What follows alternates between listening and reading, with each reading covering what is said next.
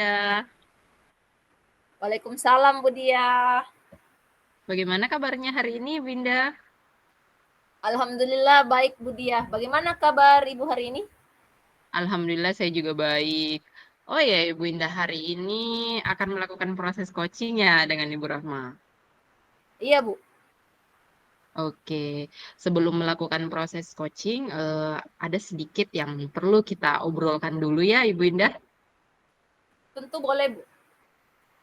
Baik, nanti pada saat coaching antara coach yaitu Ibu Indah dan coachi Bu Rahma akan saya amati dan saya nilai sesuai dengan rubrik penilaian coaching. Apakah sudah sesuai dengan langkah-langkah coaching pada alur Tirta apa belum? Lalu kemudian Ibu Indah apakah sudah memberikan pertanyaan-pertanyaan yang berbobot sesuai dengan kata kunci yang disampaikan oleh coachi. Saya juga akan mendengarkan dan mengamati respon serta jawaban dari Koci, apakah sesuai dengan pertanyaan yang Ibu Indah sampaikan. Oh ya, Ibu Indah, jangan lupa Ibu Indah harus sesuaikan dengan prinsip coaching, di mana diantaranya ada kemitraan, proses kreatif, dan memaksimalkan potensi dari si coaching. Sebelum melaksanakan proses coaching, Ibu Indah, ada sedikit yang ingin saya tanyakan kepada Ibu Indah, apakah boleh? Tentu boleh Bu. Baik, untuk yang pertama, kompetensi apa sih yang sebenarnya ingin Ibu Indah kembangkan dalam proses coaching hari ini? Kompetensi yang ingin saya kembangkan pada proses coaching kali ini yaitu pastinya tentang kompetensi inti coaching ya Bu. Yang pertama itu tentang kehadiran penuh, kemudian yang kedua itu tentang mendengarkan aktif, dan yang ketiga itu tentang mengajukan pertanyaan berbobot kepada coach Bu.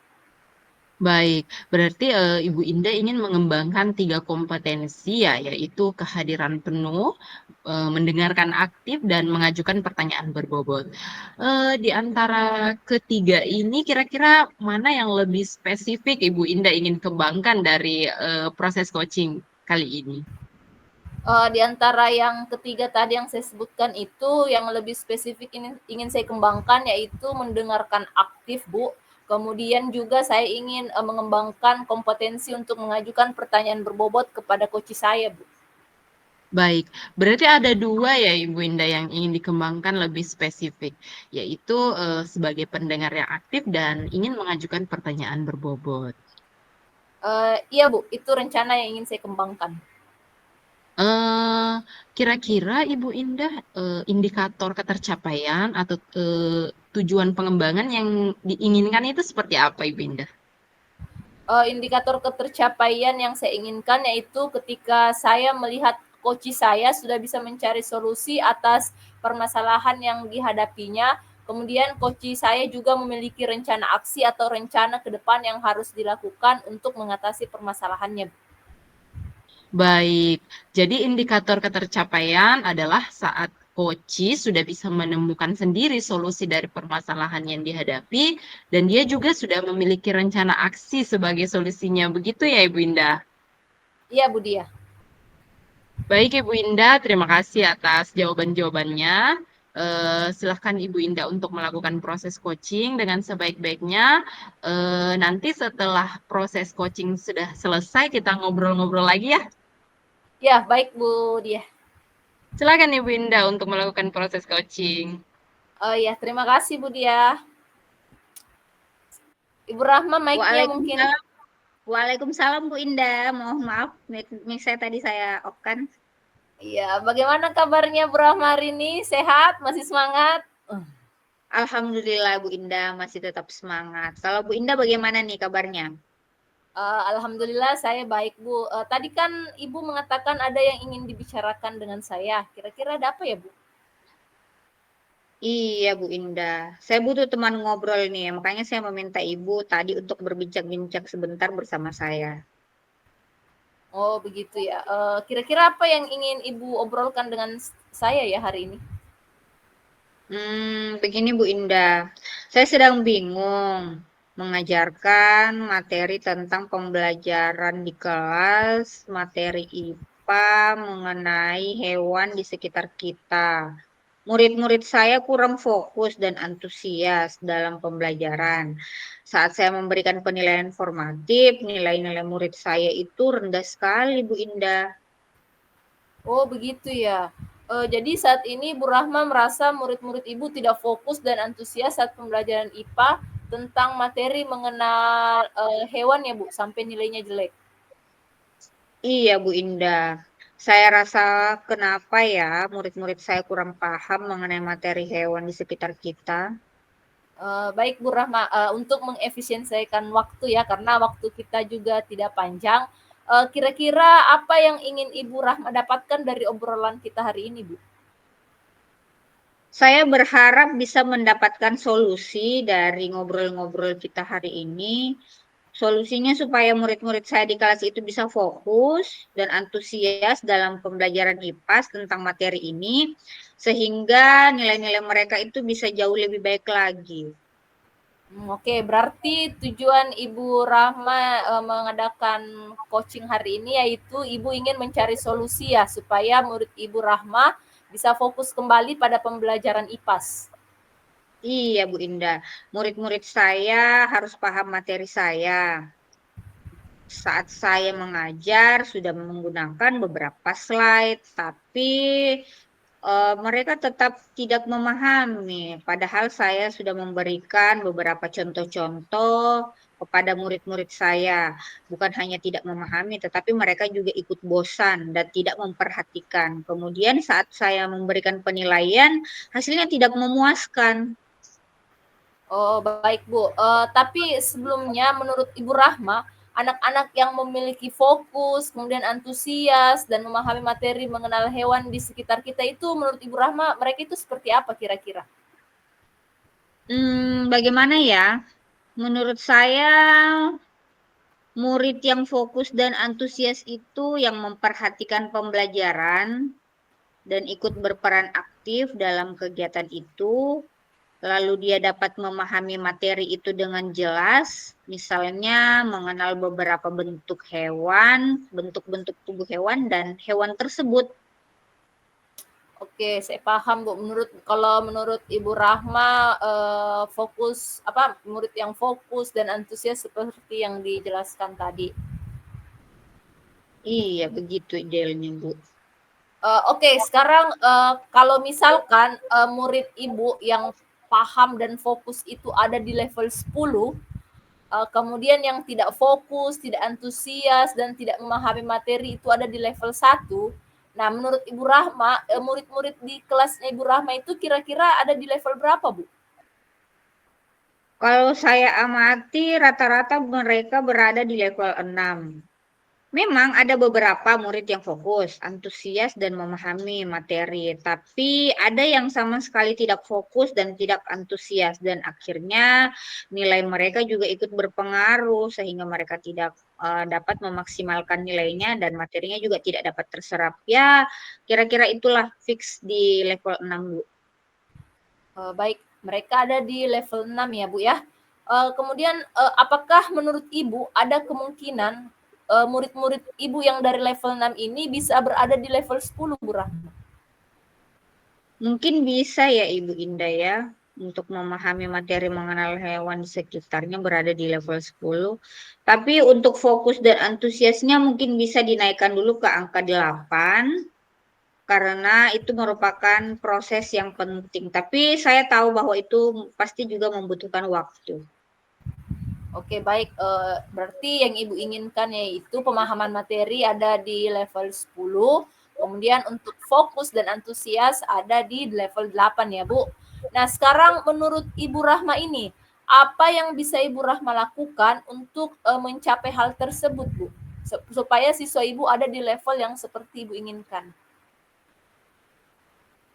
Itu yang saya masih bingung dan mau mencari solusinya, Bu Indah.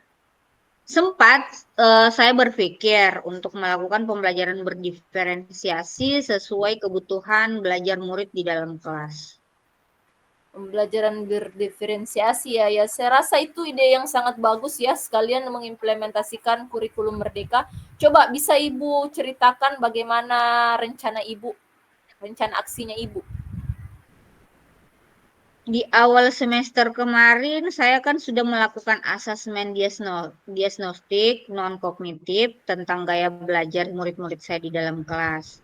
Saya sudah Ya. menganalisis, ternyata di kelas saya itu gaya belajarnya berbeda-beda. Ada murid saya yang gaya belajarnya kinestetik, auditori, dan visual. Mungkin saya bisa melakukan pembelajaran tentang materi mengenal hewan di sekitar kita menggunakan pembelajaran berdiferensiasi, seperti berdiferensiasi konten, proses, atau produk. Oke, luar biasa ya Bu Rahma. Lalu menurut Ibu Rahma nih ya, bagaimana cara menerapkan pembelajaran berdiferensiasi konten, proses, dan produk tadi pada materi mengenal hewan di sekitar kita? Mungkin seperti ini ya.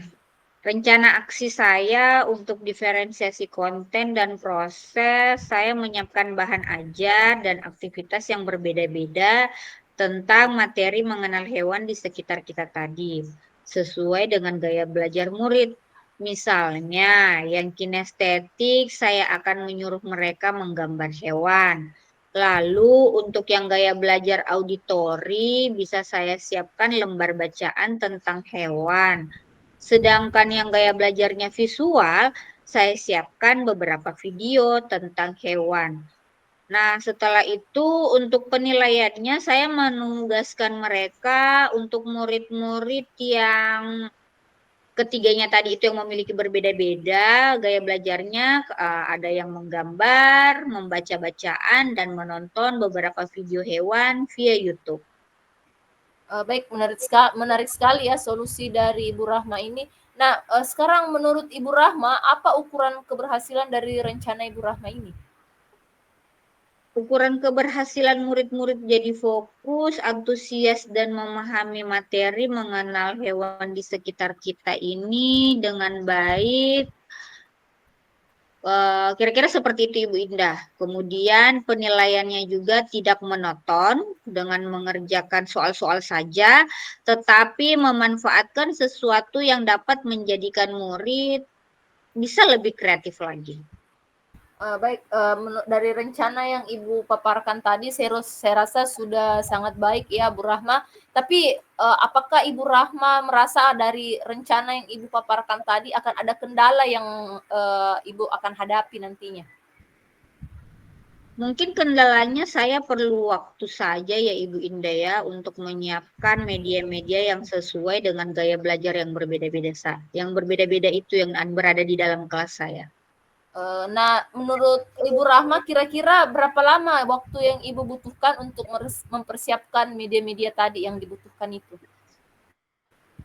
Mungkin butuh waktu 2 sampai 3 hari Ibu Indah ya dari mempersiapkan modul ajar, media, bahan ajar, hingga LKPD dan lain-lainnya. Baik. Nah, rencananya Ibu Rahma kira-kira kapan nih Ibu Rahma mau menerapkannya di kelas?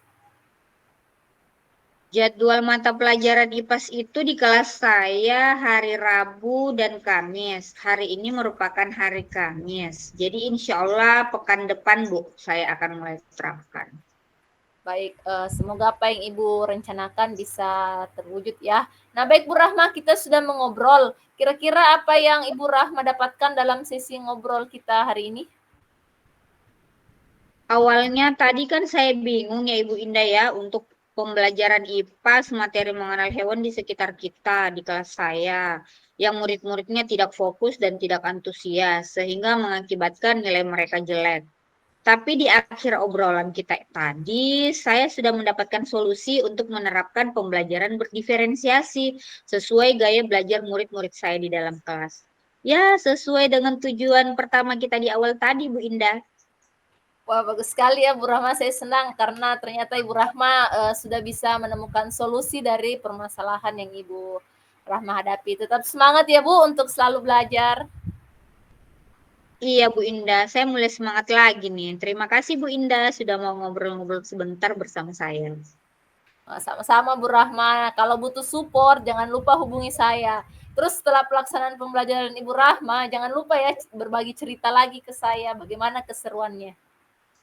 Siap Bu Indah. Saya kembali ke kelas dulu ya Bu Indah. Sudah waktunya mengajar nih, kembali di kelas 3. Terima kasih Bu Indah. Assalamualaikum. Waalaikumsalam Bu Rahma. Terima kasih kembali. Baik, Ibu Indah tadi sudah melaksanakan proses coaching bersama Bu Rahma. Apakah Ya, berjalan dengan lancar, Ibu Indah? alhamdulillah baik dan lancar Bu. Oke, alhamdulillah. Baik, setelah melakukan proses coaching tadi, ada beberapa hal yang mau saya tanyakan kepada Ibu Indah. Boleh? Siap? Siap insya Allah. Baik.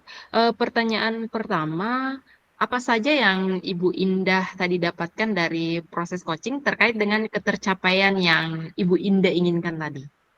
Tadi selama coaching saya sudah melakukan tahapan-tahapan dengan menggunakan alur tirta, yaitu pertama saya menanyakan tujuan, kemudian saya melakukan identifikasi, kemudian saya menggali tentang rencana aksi dan tanggung jawab dari coach saya yaitu Ibu Rahma. Kemudian saya juga menggali kompetensi dari coach untuk bagaimana dia menemukan solusi dari permasalahannya dengan cara saya memberikan pertanyaan-pertanyaan yang berbobot kepada coach. Baik, jadi Ibu Indah sudah berhasil ya melakukan coaching dengan alur tirta. Iya, Sesuai alhamdulillah. dengan catatan dan yang saya amati, Bu Indah tadi sudah berhasil menyampaikan sesuai dengan alur tirta di mana Ibu Indah tadi sudah menanyakan tujuan kepada coach, kemudian mengidentifikasi permasalahan coach, kemudian Ibu Indah tadi juga sudah mengarahkan coach untuk membuat rencana aksi. Ibu Indah sudah berhasil menumbuhkan rasa tanggung jawab dalam diri Koci, agar rencana aksi yang dilakukan dapat berjalan dengan baik.